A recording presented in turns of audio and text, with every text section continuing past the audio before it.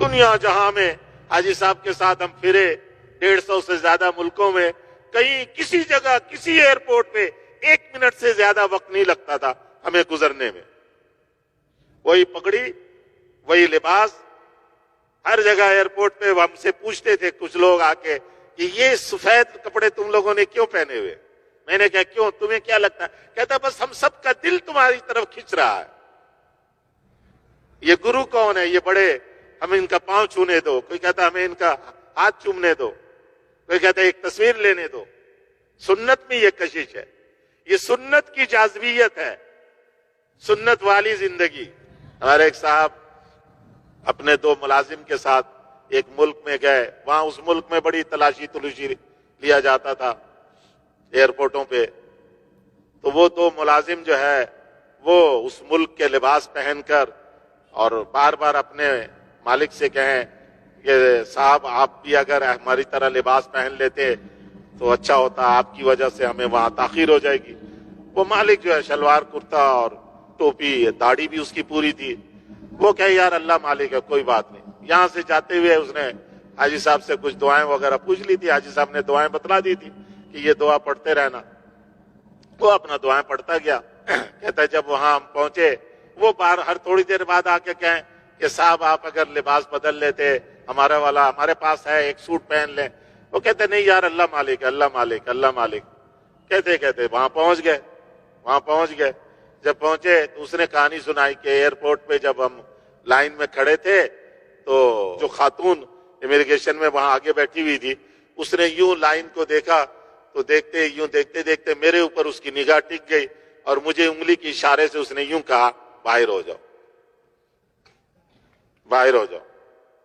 تو اب وہ جو میرے دونوں ساتھی تھے سوٹ والے، وہ ان کے مینیجر تھے اور ان کے پاس نیشنلٹی بھی کسی اور ملک کی تھی، پاکستانی نہیں تھی. اس کے پاس تو پاکستانی. کہنے لگا کہ وہ دونوں بڑے پریشان ہو گئے کہ وہ صاحب کو تو اب لے گئے، پتہ نہیں اب کتنا دیر اوور کریں گے. کہتے مجھے اس نے بلایا اور بلا کر جو ہے آگے اشارہ کیا آگے آ جاؤ. میں سیدھے سارے لائن کو کراس کر کے آگے گیا. اس نے کہا پاسپورٹ لاؤ. میرا پاسپورٹ دیکھا، مجھے دیکھا اور میرے پاسپورٹ پہ فوراً اسٹیمپ لگایا. کہتے جاؤ تم. میں وہاں سے گیا باہر، اپنا سامان جہاں بیگ تھا بیگ لے کر میں 2 منٹ میں باہر آ گیا. اور وہ میرے ساتھی سمجھ رہے ہیں مجھے کہیں لے گئے شاید. انہوں نے دیکھا میرا پاسپورٹ کہ ایک آدمی کے ساتھ مجھے بھیج دیا انہوں نے، تو مجھے تو بھیجا انہوں نے سامان کے پاس.